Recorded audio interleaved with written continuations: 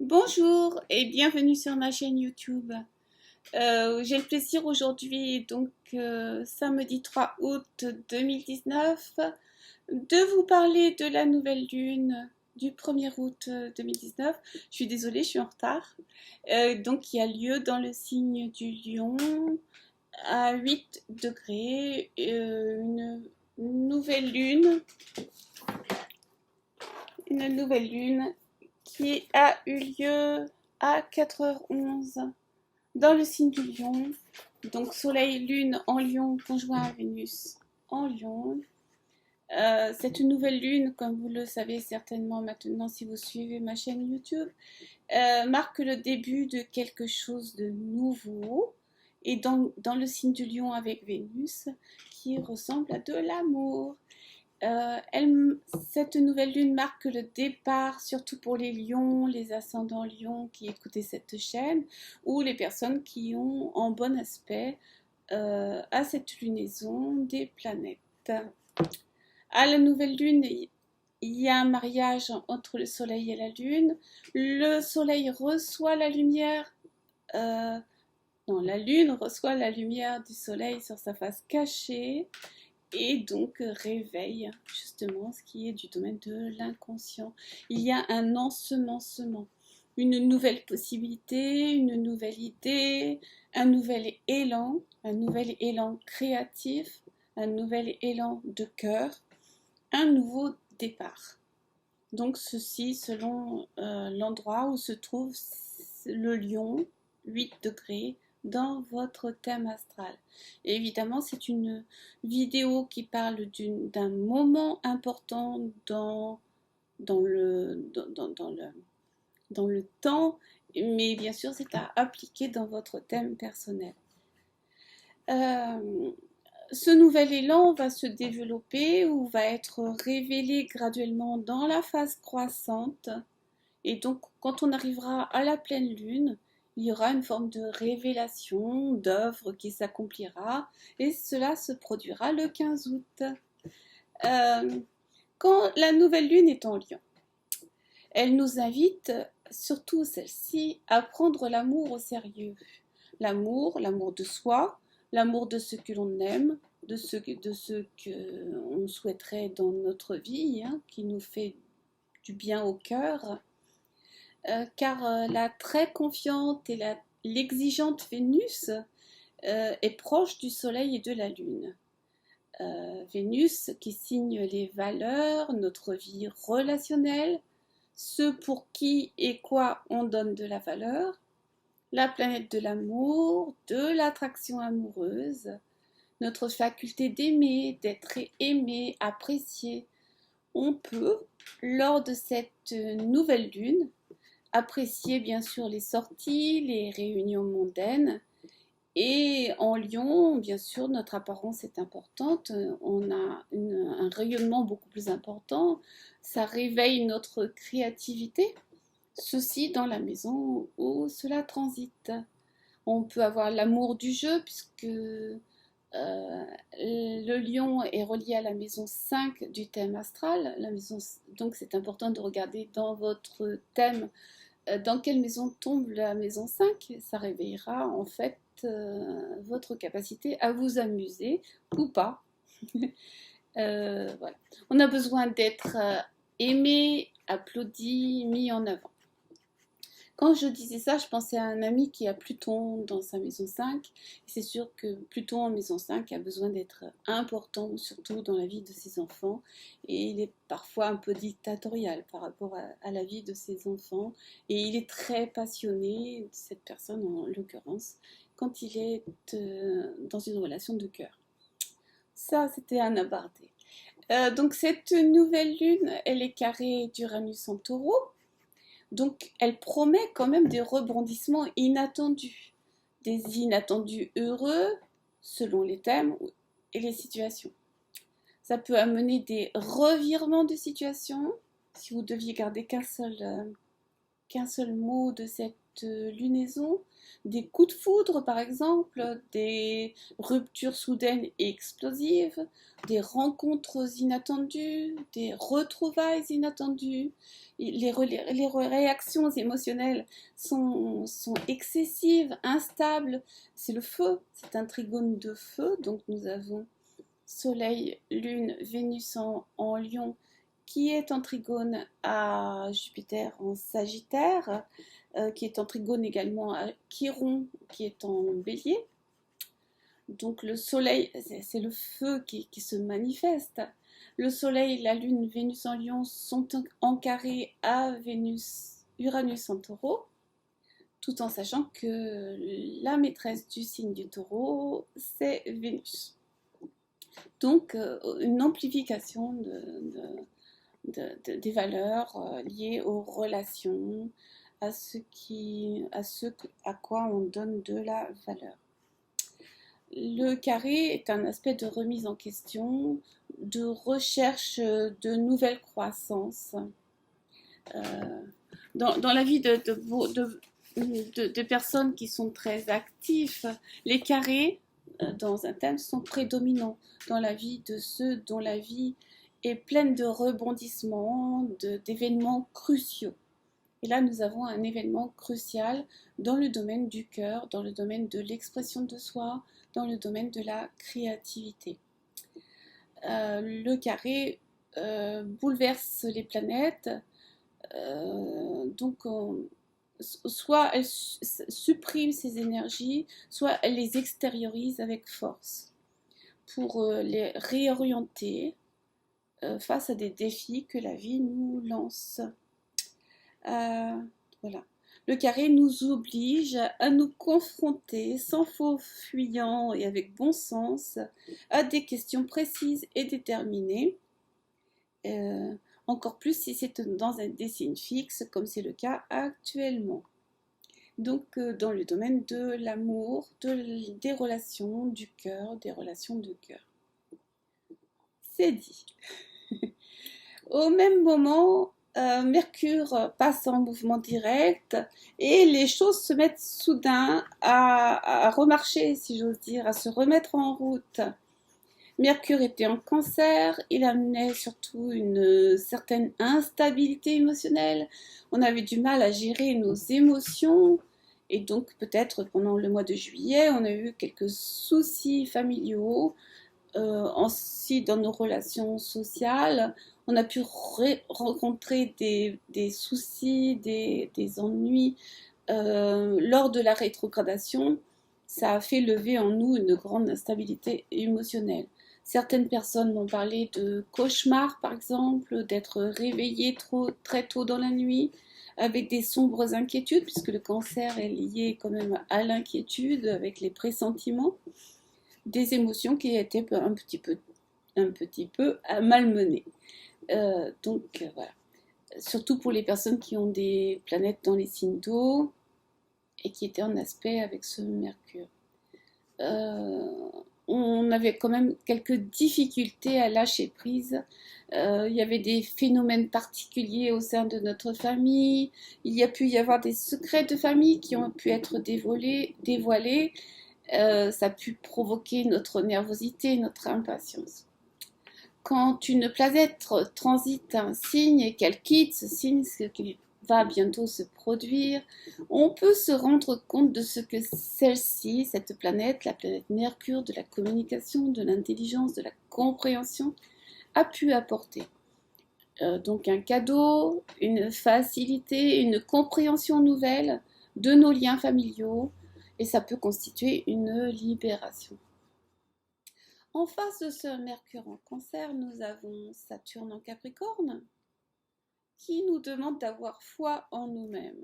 On doit se tenir droit malgré les tempêtes, droit dans ses bottes. Quand on a l'intuition, quand on a la perception que ce que l'on doit faire, c'est cela, du style si je dois écrire un livre, si c'est mon identité, eh bien je dois maintenir coûte que coûte ma détermination. Même si à l'extérieur, toutes les conditions ne sont pas réunies. Donc, gardez foi en vos rêves, en ce que vous savez être votre chemin. C'est facile d'avoir foi en soi-même quand on a un travail, une vie stable, une famille aimante et soutenante, un compte en banque bien garni. Mais bien sûr, c'est beaucoup plus difficile de tenir droit dans ses bottes quand les conditions sont beaucoup plus instables. Mercure transite le Cancer jusqu'au 12 août et puis ensuite il s'installera en Lion. Donc les cadeaux dont je parlais tout à l'heure de compréhension peuvent intervenir, peuvent arriver à partir du 12 août. Ce 1er août, Mercure donc redevient direct en Cancer.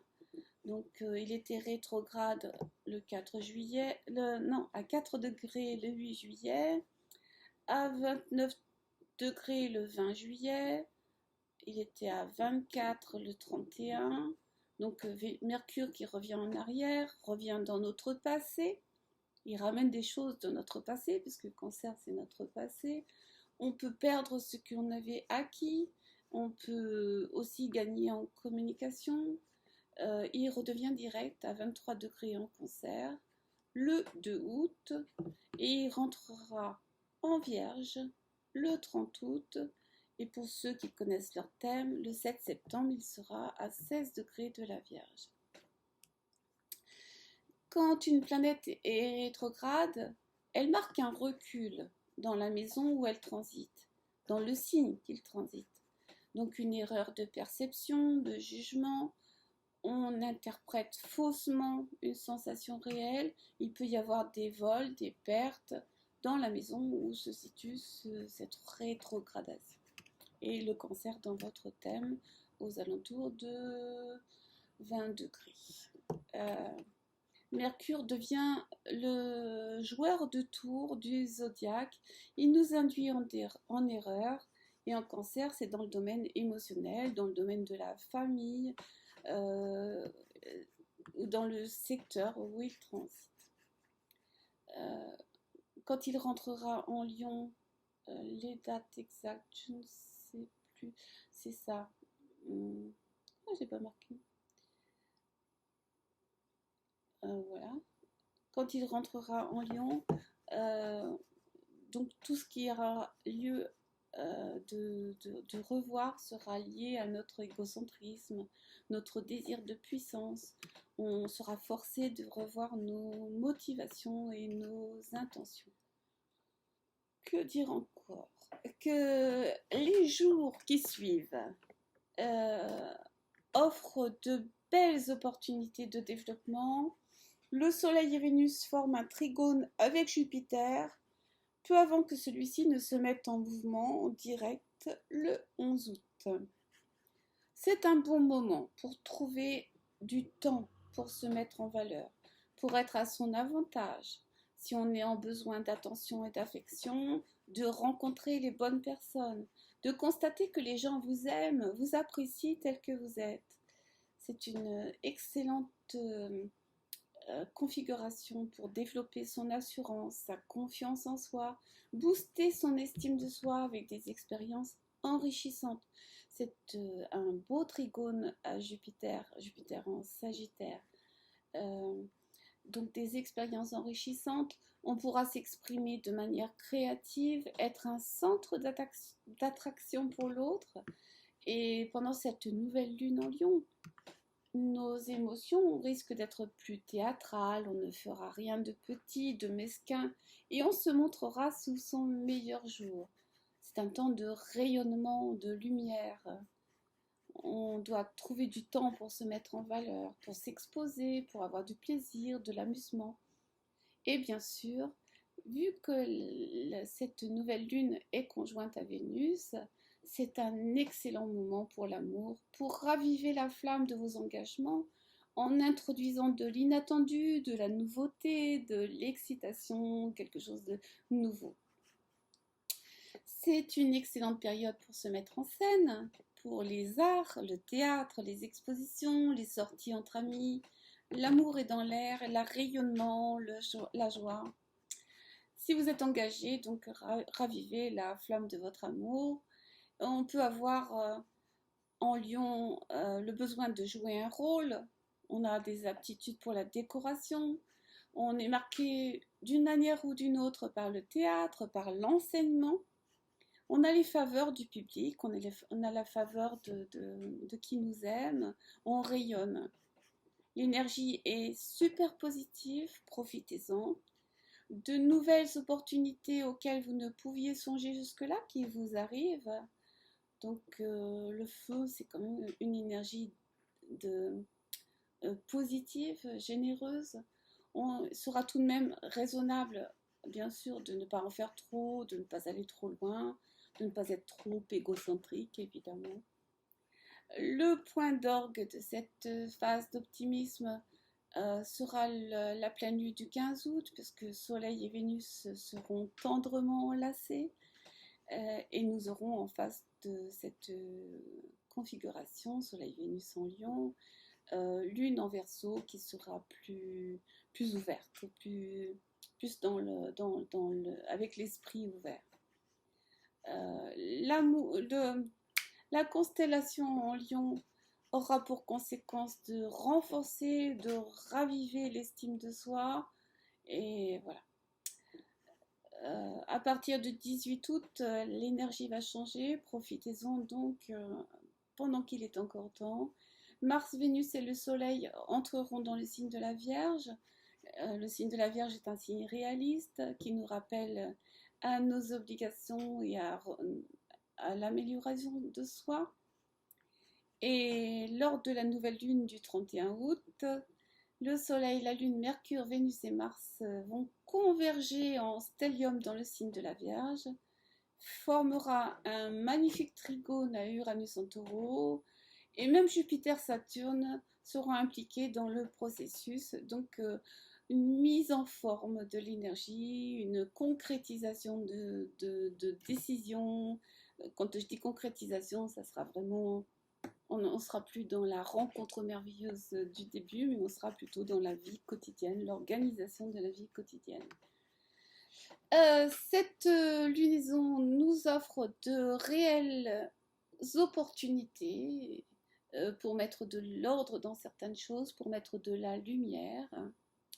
Et je vous invite à le faire pendant que les temps sont propices à cela. J'espère vous rencontrer très bientôt. Qu'est-ce que je n'ai pas dit? Ah oui, je voulais parler de Mars en Lion. Mars en Lion qui forme un aspect de iode. Je vais le montrer. Mars en Lion, donc la manière dont nous agissons, qui forme un iode avec Uranus et avec Saturne et Pluton en Capricorne. Il faut savoir que Mars est dans un signe de feu.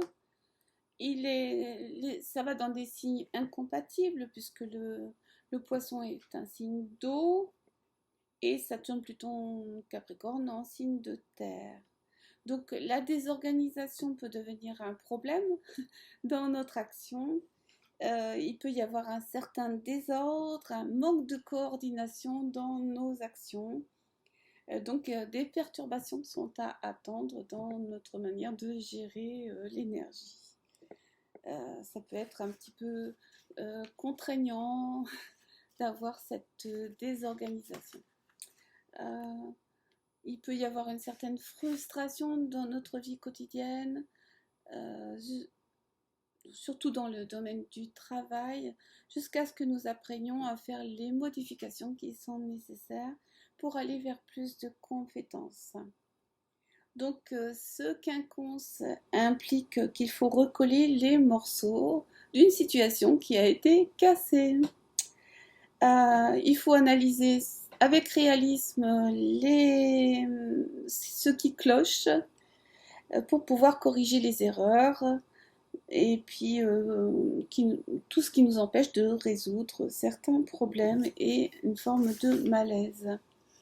La configuration de iode, c'est ce qu'on l'appelle aussi la configuration le doigt de Dieu. Donc, il y a une obligation de corriger psychologiquement, corriger des situations. On peut être confronté à des crises émotionnelles. On peut aussi être confronté au fait de se débarrasser de ce qui n'a pas de valeur pour notre croissance intérieure. Ça peut correspondre à un tournant dans notre existence. Ça peut correspondre quand le moment où un iode est prêt à entrer en action, surtout pour les personnes qui ont des planètes autour de 19 degrés du Lion, là où se trouve Mars, le moment où si on a des planètes dans ces signes, le moment où le iode est prêt à entrer en action ressemble à celui où on arrive à un carrefour sur une route, où on doit avancer dans une direction sans bien savoir exactement où l'une ou l'autre de ces routes nous mène. Voilà, vous êtes prévenus. Donc un carrefour, un carrefour, on doit avancer dans une direction sans trop savoir si la route que l'on prend est la bonne. Le Mars en Lion, c'est une énergie de conquête, d'attaque. On se montre, on expose ce que l'on est capable de faire. Il y a une certaine expression puissante, conquérante, ardente. On a envie de conquérir. Voilà. On va se donner des buts et puis on va atteindre ces buts. Mais attendez-vous quand même à un carrefour. J'espère avoir très bientôt de vos nouvelles par rapport à ce carrefour dans vos vies. Et donc c'est à 19 degrés du Lion si vous avez des planètes qui touchent ce iode. Voilà. Je peux bien sûr, si vous ne connaissez pas votre thème, le faire. Demandez-le sur ma chaîne. Ou alors le faire gratuitement sur un site tel que AstroThème ou AstroDienst. Et vous regardez si vous avez quelque chose qui tourne autour des 19 degrés du Lion. Voilà, j'ai terminé ma vidéo. J'espère qu'elle aura répondu à quelques questions que vous vous posiez. En tout cas, des nouvelles possibilités, de l'optimisme, de la joie, du bonheur, de l'amour. Eh bien, on espère que tout se passera pour le mieux. À bientôt donc. Et puis, n'hésitez pas à me contacter si vous voulez que je regarde votre thème personnel. À bientôt, au revoir.